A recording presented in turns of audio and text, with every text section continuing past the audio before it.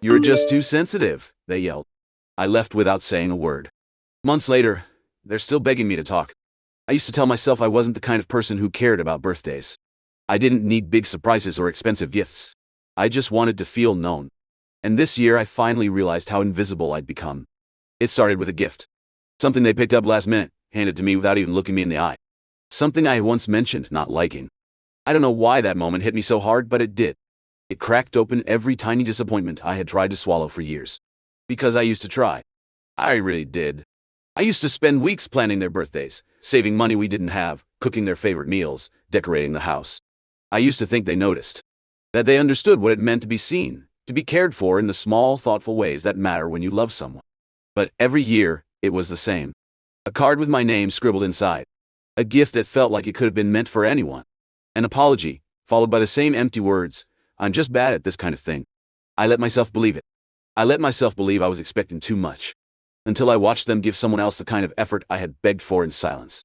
I stood there at a dinner party, smiling through clenched teeth, as they handed their coworker a perfectly chosen gift. One they had remembered for months. One they had searched for in specialty shops. One that made the whole room say, "Wow, you're so thoughtful." And I realized in that moment, I had never received that version of them. Not once. I didn't say anything that night.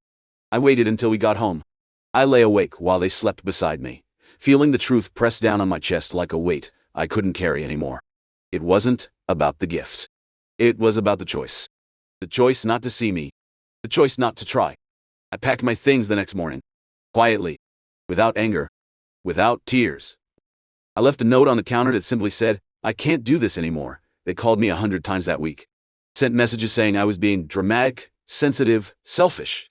They stood in the doorway the night I left, begging me to just talk to them. But I knew if I stayed, I'd spend the rest of my life waiting to feel chosen.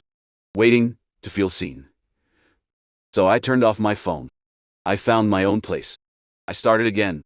Alone, but free.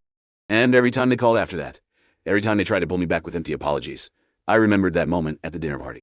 The moment I finally stopped pretending their scraps of effort were enough. I don't hate them. I don't wish them harm. But I know now what I deserve. And I'll never settle for less again.